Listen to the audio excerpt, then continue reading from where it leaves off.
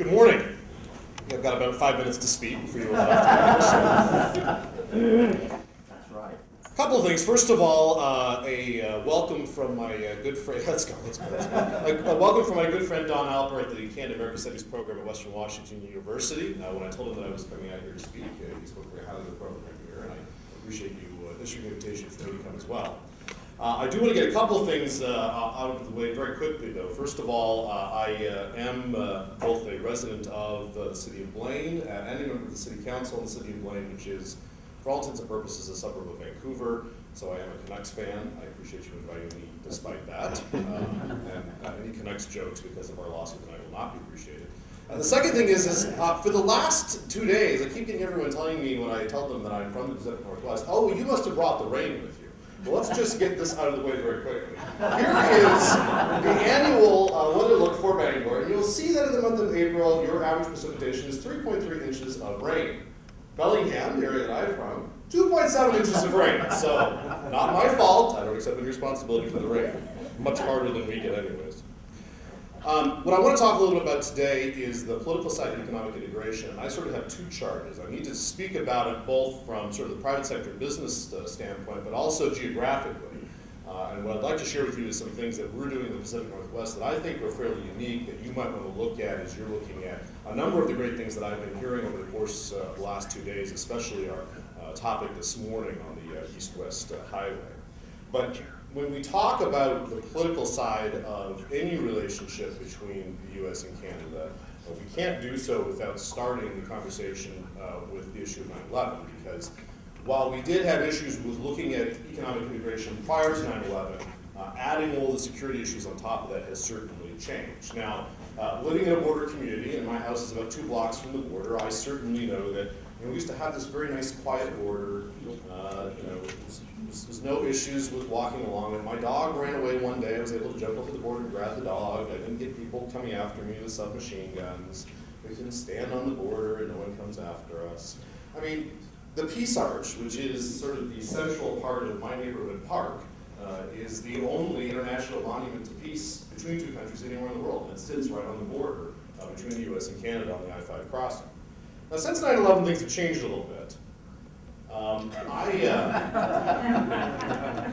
on the phone about every 6 weeks with the CBP director at the Blaine crossing, asking him if he can remind the border officials that when the Canadian comes to the booth and they're asked why they're coming, and the response is, well, I'm coming shopping, that the proper retort to that is not, well, why don't you shop in your own country? That that's not an acceptable thing in a community like Whatcom County, which gets somewhere in the neighborhood of $6 to $7 million in sales tax a year just off of the folks in DC coming down and shopping. It's a huge part of our economy. But, it gets worse. I mean, we certainly have all heard the horror stories of friends of ours crossing the border, and I think the piece de resistance was, of course, the movie where we all learned Canada for everything. So, 9/11 has brought our relationship to a different perspective. We have to look at it differently. Now, as some of you know, and Wade Barrett, who I think was partly responsible for bringing me here, so you can blame him. Some of you know we were very involved in trying to deal with the Western Hemisphere Travel Initiative and finding ways to ensure that we could get people back and forth over the border, still in a safe and secure manner, but without having to have the passport as the only document. And I have heard a couple of folks who have spoken here in the last 2 days refer to the passport requirement, and I think we really need to get away from that. It's not a passport requirement. In my pocket right here, I have 2 pieces of ID. They're not a passport. One of them is my Nexus card, which I can use to cross the border. I don't have my passport. The other is my, and I know sometimes this is a dirty word, but my real ID, my enhanced driver's license, which I can also use to cross the border. So it's not a passport requirement, and I think we do ourselves a disservice when we call it that. Economic integration, I feel, has really already been taking place for many, many years. And my contention, and what I'm going to try and speak to you about today, is what we've seen, at least in the Pacific Northwest, that drives this point home for me.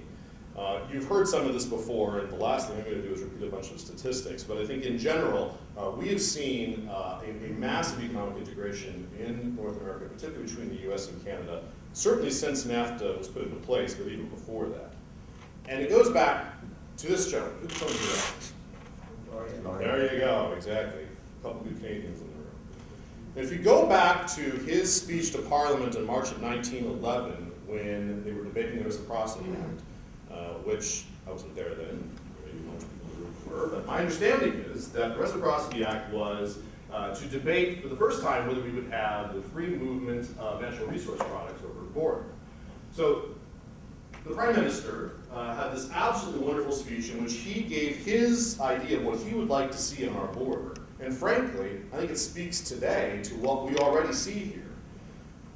There may be a spectacle perhaps nobler yet than the spectacle of a united continent, a spectacle which would astound the world by its novelty and grandeur, the spectacle of two peoples living side along a frontier nearly 4,000 miles long, with not a cannon, with not a gun frowning across it, with not a fortress on either side, with no armament one against the other, but living in harmony, in mutual confidence, and with no other rivalry than a generous emulation in commerce and the arts of peace. And I think we have that today. And I think it's good to look at ways that we can continue to find more ways of looking at economic integration, but we certainly have it today. Now there's two parts to this speech. One is the economic side, one is the security side. I don't think anyone would argue about the security side. Let me show you, you can probably do this in your neck of the woods, I'll show you pictures from my neck of the woods. This is an area on the border about 5 miles from my house. Can you see the border here? It's right there between the two roads. No fences, no people walking around with guns. Here's an even better one. This is the park next to my house. You see the border there? That tree line right there. This is literally about 100, maybe 200 yards from the Peace Arch border crossing. I mean, we've got, from the security standpoint, this openness that many countries in the world would love to have. From the economic standpoint, I think there's a lot of things that we've done, but we still have room for improvement. Now, let me just sort of geographically set you here, if you've not been out to my neck of the woods. So here's where my community is deploying. I work down here at Bellingham. About 2.5 million people on the north side of the border, about 250,000 on the south side of the border. So clearly, unlike areas like Detroit, maybe even Buffalo, the economy of our region is really driven by the folks in Vancouver. And it does, I think in many respects, dictate how we have a relationship with our Canadian counterparts. One of the things that I've heard, though, I guess yesterday, there's statistics provided about border crossings. And one of the things that we've seen in our relationship in the Pacific Northwest is that while certainly after 9/11 there was a tremendous drop-off in the number of border crossings, we've actually seen it rebound. And we are back up higher now than the number of crossings that we had prior to 9/11. Now, part of it is because the economy in Vancouver is absolutely booming right now. But I think a lot of it is because we have worked through some of the other issues that were really causing constraint on our crossing numbers. Things like making sure people knew that there was a number of different IDs they could use to cross the border. Things like a tremendous amount of money that we put into infrastructure to make sure that we are pushing out information on border crossing times so people know which one of our 4 borders they can use to cross in order to more quickly get down to the Costco and Bellingham and spend all their money. I mean, these are the sorts of things that really drive the relationship in our area. And it's important that we continue to look at this. But I think, at least from our perspective, right now border crossings are back, and we're very pleased about that. Those border crossings drive a lot of the economy in my community in Whatcom County. A little bit about our area then. Like I said, about 3 million people roughly. Canadians account for $24 million in sales tax generation in Whatcom County, both in hard sales and then also in things like even property. I mean, the amount of money that's spent by folks in Vancouver is tremendous. 350,000 Canadians use Bellingham International Airport every year and growing. We're a great example of how American airports can bring in customers from Canada. Our housing market in northern Whatcom County, almost 1 in every 2 houses now sold in northern Whatcom County are second homes to Canadians, which is easy to understand when you can buy a house on the beach in Birch Bay for about $250,000, and you can't find a house. Well, I'll just give you, they just announced that the average price of a home sold in the Vancouver, Richmond, Burnaby area last month was $1.1 million. So you could take equity and go buy a vacation home where I am, and it's only a half hour away. Border crossings, like I said, I've seen a substantial increase, and then border delays during summer peak, though, even with those increases we've seen, we still have 2-hour delays at peak time crossings amongst our 4 border areas. So it's a real problem when it comes to making sure that people can come down. We really push things out. about those border wait times so that they can come earlier, they can come later, but that's really one of the big issues for us. It's not getting people down, it's making sure that they don't get stuck in those lines. A little bit about our airport, because I think this also helps drive economic integration. If you go back to 2001, we had 5 flights a day out of Bellingham's airport. We were ranked 241st in the U.S. Today, we have almost 400,000. We're ranked 128. And at the end of this year, we expect to get about 600,000 employments out of our airport. And that, like I said, is almost entirely because of folks in British Columbia coming down. Now, this airport is closer to about half of the residents of the Lower Mainland than their own airport is. So if you take the border crossing, and if you cross at non-peak time, this is actually a closer airport, but it's much less expensive. You can fly to Honolulu literally for half the price at Bellingham than it takes to fly out of here. And so that has provided a tremendous boost to our economy, and it's really drawn our region more together because we provide those transportation options. The other part of our integration has come because of our IMTC, which is our International Mobility Trade Corridor. And it's a project that's housed in the Council of Governments, the COG, in Whatcom County. But it's a unique entity in that it is essentially made up of all of the political and business organizations throughout the Lower Mainland and Whatcom County. And so you get on the U.S. side our Department of Transportation, the county, the local cities, Customs and Border Protection, both the blue shirts and the green shirts, the Border Patrol folks. On the Canadian side, you get the Provincial Ministry of Transportation, TransLink, which is the regional transportation authority for the Vancouver mainland area, all the local townships and cities, CVSA, plus you've got every Chamber of Commerce, every other business organization of the region, and we get together on a quarterly basis in our steering committee and on an annual basis as a full group. And all we do is talk about how we can address the infrastructure issues between our two countries and make them better. And so you'll see there's a number of projects that we're working on now, but over the years, the Nexus program, the FAST program, the loops that you now see in a lot of other border crossings where you can then do the reader boards for wait times, all these things started in our region, and it was all because of this partnership. And what we essentially did was, it's not that we had all the money to do these things ourselves, but that partnership, when leveraged back in Ottawa and Washington, D.C., got a lot of resources for us that we wouldn't have gotten individually, that we could then put all these things into place. And so it really has made sure that we have one of, even with our wait times and a huge number of crossings, one of the most efficient border crossings in North America.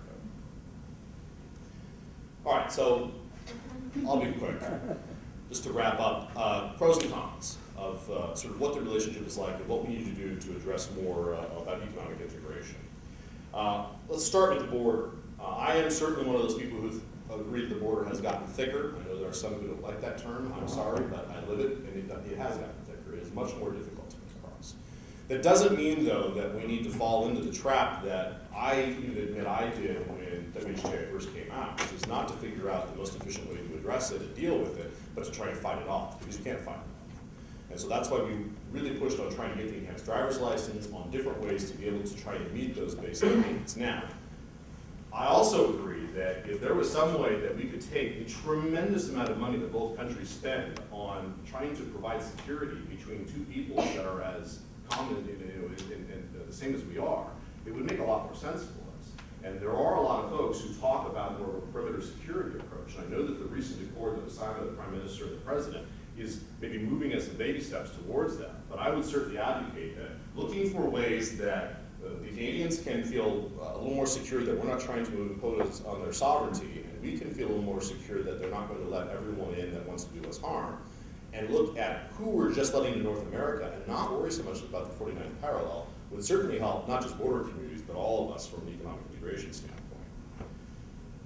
Protectionism, and this comes in a couple different areas. Let's start with labor. I remember when I was here a number of years ago in the Cal St. Stephen's area. You can tell I Baker, I didn't say Calais. I did then. Of course, I was also saying Bangor then, and we correct me on that. It doesn't make any sense that if I've got a teenager in Calais and there is a job opening at the Tim Hortons in St. Stephen's, that they can't go do that job. I mean, it's just silly that we have a labor policy that is so limiting on being able to move people back and forth over there. But it goes beyond that. When Vancouver was getting ready for the Winter Olympics, we were building a new light rail line from Richmond to the airport into downtown. It was being done at sort of one of the big booms, though, in the construction cycle in Vancouver. So you had houses being built, condos being built, all the stuff for the Olympics being built. There was a labor shortage. And even though I had people in Whatcom County with tremendous experience in the construction trades sitting idle, they couldn't really figure out the best way to get those people over the border to do the work. It was easier to transport people from Eastern Europe and house them in British Columbia to do the cement work on this railroad. And it makes no sense. I mean, we've got to get away from this idea that we have to protect ourselves from each other. If we really want North American economy, we've got to have better labor mobility, and I think it will help all of us. On the industry side, I know recently the U.S. Ambassador to Canada was talking about some of the industry regulations we need to address, and it comes both from a protectionism standpoint and a regulation standpoint. I'll talk about the regulation standpoint in a minute, but from the protectionism standpoint, the story he told, and I'm taking it from him, so if I'm wrong, it's not my fault. If you go to a grocery store in the States, or pretty much anywhere else in the world, you find baby food in 2-ounce jars. Except in Canada, where most of the time you'll find baby food in 4.5-ounce jars. Now the reason that baby food is sold in 2-ounce jars is because that's basically the amount that babies eat. The reason that it's sold in 4.5-ounce jars in Canada is because there was a jar maker there who wanted to be protected from all of the American baby food coming up from the border, and so they put this thing into place and said, no baby food in smaller than 4.5-ounce jars. These sorts of rules make no sense, again, if we were in an integrated economy, and we've got to stop looking at ways to protect ourselves, like I said, from one against the other.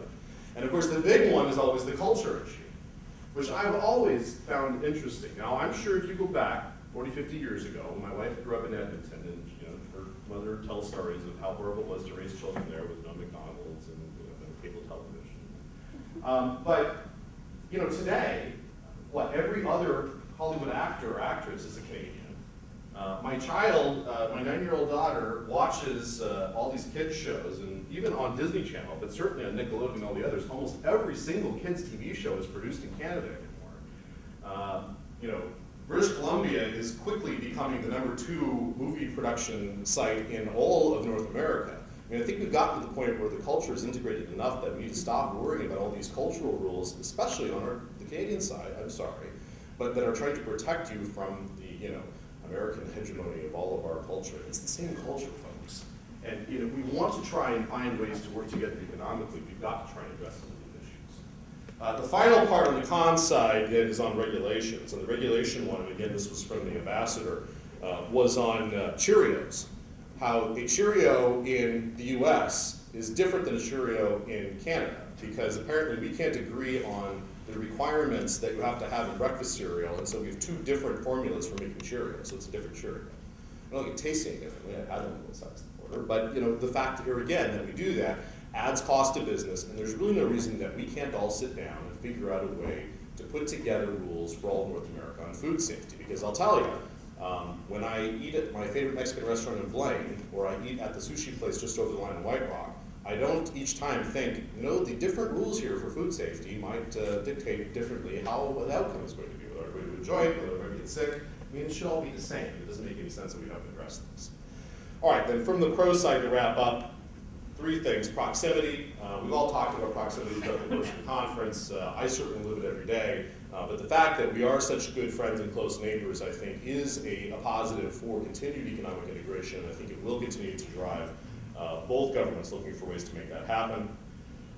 Positive relationships in a number of different areas. And we've certainly in our area seen on the first one, interagency, the whole shipwriter program being moved over onto land, where we're going to have on our border in very near future sort of trial, RCMP officers and CBP officers riding together in vehicles and responding on both sides of the border to issues, so that we don't have to worry about trying to deal with who's got responsibility. They're all together in the same place. But it goes beyond that. There's a number of programs that currently allow the police officers on both sides of the border to work together on any number of things, like drug interdictions, some of the research that's done. Again, this was all tried many years ago in the Pacific Northwest, and so we continue to do that today.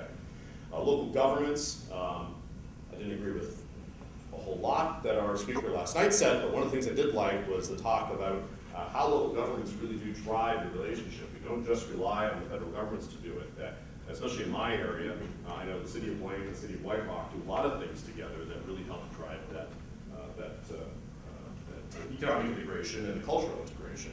The one thing that we haven't taken on yet, which I fully intend to do probably in about 2 years when I take my turn as mayor, is we are going to take your worship title from the Canadians. That would be, and of course friends and family as well. And I think the fact that we do have those family ties are going to drive economic integration. And then finally in business, my organization has about 1,000 members. About 150 of those are in the Lower Mainland. They're folks that do business over the border and want to continue to maintain those ties. Our friends in chambers and boards of trade just over the line see similar things. I think that's going to drive that as well.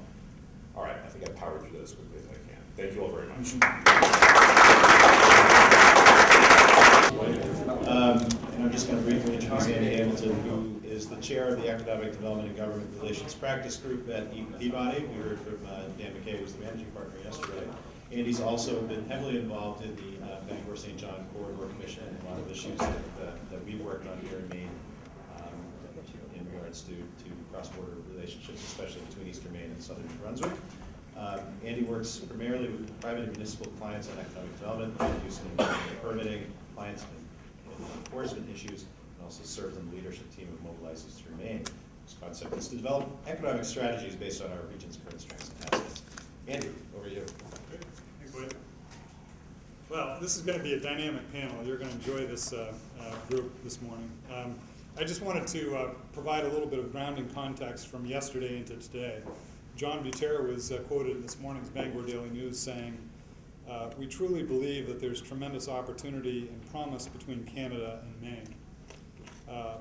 And he goes on to say, it's very clear that trade opportunities currently exist between Maine and Canada, and we believe that there are a lot of future opportunities. Well, that's really the grounding statement for today's panel discussion that will adjourn at 12:10. Our host suggests, because lunch will be served, and you become really unpopular if you disrupt the luncheon schedule of the caterer. So we'll try to keep it on time. This morning's session does focus on future prospects in our region's integrated economy, specifically the economics, and features three great speakers. Michelle Taytu with ACOA, the Atlantic Provinces Economic Development Organization. Bruno Larue, who is a professor of agronomics at Laval University, and Peter Viggy. We're going to try to look at least three areas, and I think our speakers will probably supplement beyond these three areas. First, the core economic opportunities in our shared region. Second, the challenges and issues to be overcome. And third, as time permits, recommended public policy changes. And I think Bruno, in his introductory comments, is going to talk about some initiatives that are underway in that area. So our panelists, just to introduce them all three briefly. Michelle Taytu is Director General of International Development for ACOA, the Atlantic Canada Opportunities Agency, where he works to increase exports and attract foreign investment. Michelle served in the Canadian Diplomatic Service in Germany, England, Kuwait, and many other places. And before he joined ACOA at the Consulate General of Canada in Boston, he now resides in Moncton. You ought to ask him about the opportunities to understand better ballroom dancing in the Moncton area. Bruno Larue is Canada Research Chair in International Agri-Food Trade at Laval University and the Director of CREATE, focusing on the economics of the environment and agri-food.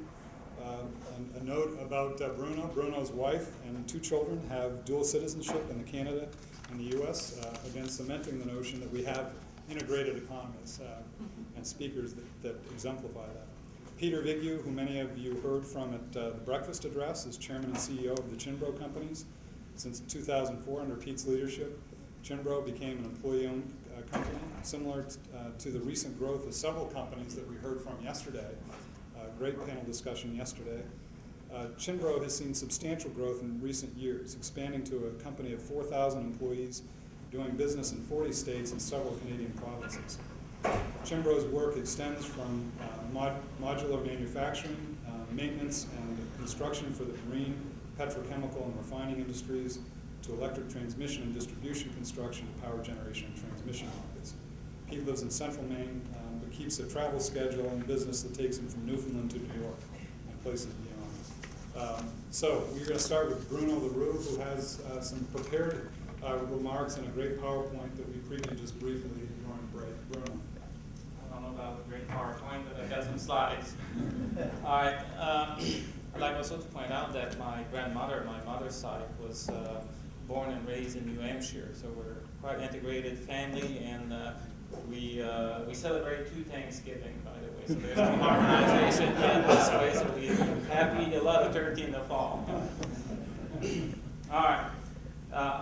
What I thought I would do is to basically try to bring you where we've been in terms of trade policy and where we're heading. One of the main initiatives. But first of all, when I saw the title of the conference, I thought, that this is a really good title because it's very, very important to keep borders open and work toward a greater economic integration, even when we are in a recession.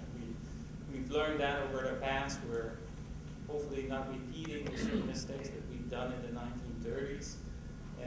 But at the same time, we have to realize that there are limits to what we can expect from trade liberalization. What we're learning is that the recession is quite deep, of course. It's worldwide. We've been fortunate in Canada. We've been relatively less impacted. Trade is good. Trade liberalization is good, but it's not a miracle, right? The firms and governments have learned to do more with fewer people, and so job creation is somewhat lagging. That's basically the reality, but it certainly helped to concentrate on what we can do on the trade front.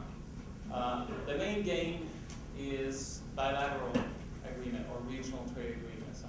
There's been an explosion. There's over 400 right now, and it's all very recent stuff for the most part.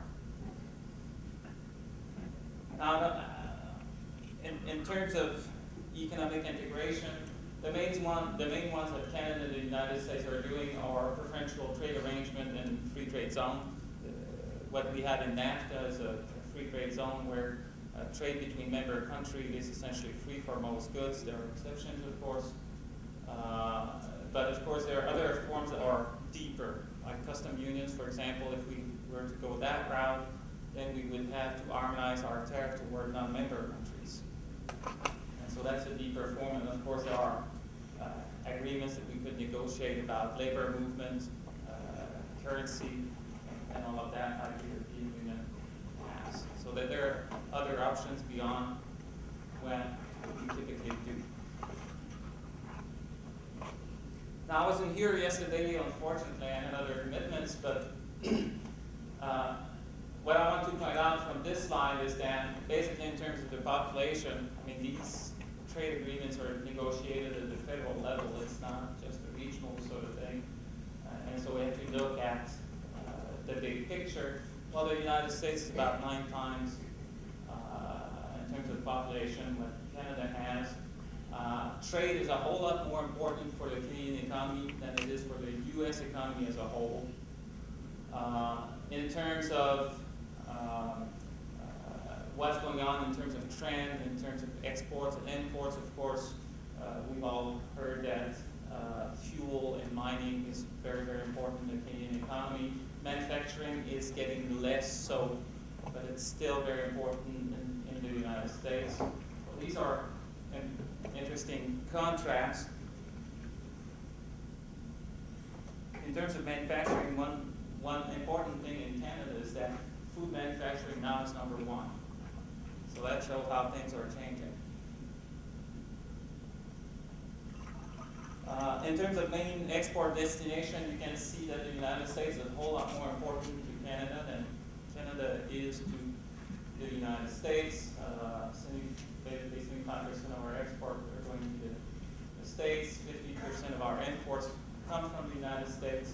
And of course, for the United States, Canada is an important destination, but then so is the European Union and Mexico, and to a lesser extent China.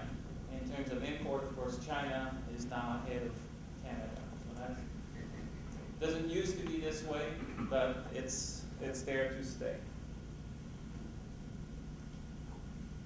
Now, in terms of trade policy, in terms of agricultural goods, we're more protectionist in terms of the average tariff, 11.3% against 4.9%. But for non-agricultural goods, our average tariff is lower than that of the United States. In terms of the type of trade taxes, we tend to use more percentage type of tax or Bellingham trade tariffs. In terms of duty-free agricultural import goods, there's more coming free in Canada than in the United States. So basically, the reason why we have a higher average tariff on agricultural goods is that we have some sacred cows where we impose very, very high tariffs. Supply managed commodities, for example. But overall, the picture is quite similar between the two countries. But if we were to harmonize tariff, of course, there'd be, for some commodities, there'd be some important changes. So these are the sacred cows that we're talking about in both countries. In terms of anti-dumping action, countervailing action, it's pretty much related to size. You know, the fact that the U.S. is a much bigger trader in absolute value means that they quarrel more with their partners than we do. Now, in terms of regional initiatives, I put the signature in implementation because these things, even though they're signed, they're not right away implemented because you have, when you sign a bilateral agreement, you have to make sure that what people say they're going to do, that they're set up to do it. And so that's why in some cases there's a deal that's been signed but it's not yet been implemented. Now, the interesting thing with this slide is that, basically whatever bilateral deal the United States has with a trade partner, Canada has as well. In some cases, the U.S. was first, like for Israel. The U.S. had a deal before Canada, but for Chile, it's the other way around. So it's not like we're always a forward. Now, if we look at some other ones, the big ones that receive a lot of press right now in Canada is the one here with the European Union. It's being negotiated. We're in the last phases of negotiation. Of course, there's still a lot of uncertainty about what we're going to do on agriculture, but things are moving along. So that's the big one. It should be, in terms of repercussion for Canada, should be a good thing for Eastern Canada. The one that has a lot of attention in the United States is this one, the Trans-Pacific Partnership. It also has quite a bit of attention in Canada because we're not involved in the negotiation yet. So there's 9 countries that are currently involved in the negotiation, and they negotiated that to bring new partners in, they all had to agree. And the United States and New Zealand actually have pointed out that if Canada wants to come dance, Canada's going to have to make concessions on supply management programs, for example, and the same with Japan. So will that be ultimatum, for how much longer? Who knows? Because typically these sort of agreements are pick and choose sort of agreements. The hard stuff, if you don't want to do it, typically you don't do it. I mean, that's what happened the first time around when we negotiated the Canada Free Trade Agreement. For Canada, the culture stuff and the supply managed commodities and agriculture was basically taken out of the table. So whether that will remain here, who knows? But because it's Pacific, of course, most of the gains will be in Western Canada and Western US. Now, traditional concerns, that's, I guess I'm taking my teacher's hat here.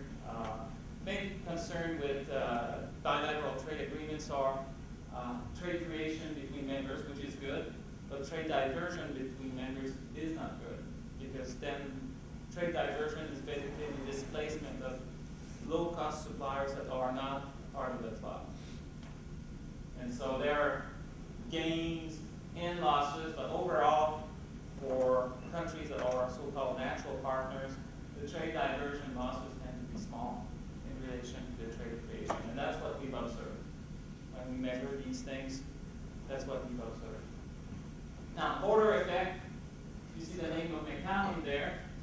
You might remember that this guy was a industry minister in Canada, but before that was defense minister, and before that was VP for the Royal Bank, and before that was professor at McGill University. So he's the one that first looked at the issue of how thick is the border, how much more fluid is trade between states or between Canadian provinces in relation to international trade. And he came out with what most of us in the profession thought was a shocking number. He came out with a number of 22. So trade between Canadian provinces was 22 times more fluid after accounting for distance and the size of the economic size of the region involved. And so most people thought, well, you know, chances are this econometric model is not specified properly, and there was some people who showed that. Then people thought, well, we have to take into account how we measure distance, because we have to take into account internal distance. Like when we look at trade between, say, Maine and Quebec, we have to look at the distance between Quebec City and Montreal, because goods can go in both places, or they can go to Rivière-du-Loup, but that's the sort of thing that we've improved. And as we added things like that, the number came down from 22 to about 10. And of course, for the United States, the border effect was even lower. Now, endogeneity here means that there are some countries that would trade a whole lot more with each other, even if they didn't have bilateral trade agreements, and that's the case for Canada and the United States, of course. And then there's some interesting work on dynamics. What we found out is that the firms anticipate these trade agreements and start reacting before they're signed. So typically 2-3 years. And then basically the trade agreement moves trade for about 11 years. After that we reach some kind of plateau. So, so the dynamics are quite interesting. The dynamics actually are longer and the benefits are bigger for custom unions. So if we had harmonized tariff, we would get a bigger bang on our trade agreements. And we wouldn't have these rules of origin, because when we have bilateral trade agreements in the form of free trade zone, we have to define what a Canadian product is and what a US product is. Right? Because we can't import parts from China, from India, put the good together, and then say, well, it's a Canadian good. And so that makes things complicated. Makes lawyers very happy, but it makes things complicated. Now, Canada-US exchange rate, for a long, long time, actually, the Canadian dollar was depreciating, and then it started appreciating, or the US dollar started depreciating relative to the Canadian dollar, and that has changed quite a bit what's going on. It has forced major changes in the manufacturing sector. Like in Quebec, for example, wages of people working in slaughtering plants had to be renegotiated so that our structure, wage structure, was more in line with the wage structure in the United States. Quebec export. So what we have here is export to the U.S. and then from the rest to the rest of the world. So that's essentially what's going on. So that's regional, of course. Now, if we look at Northeast state, the big gun is the big destination is New York. That makes sense. It's a big population. This is Vermont and the deep here, and Pennsylvania there. Maine is the dashed line. So it's sort of growing over time, but sort of slowly, but certainly less erratic than New York. Now, if we look at Atlantic Canada, so they got a whole lot more steady. You know, there's a dip here for the recession, but it's growing more steadily. I guess export to non-US destination is growing also, but not perhaps quite as fast as for Quebec. Now the interesting thing here is that these are Atlantic Canada export to northeastern states, and it's funny how the number one destination is changing over time. The dashed line here is Maine.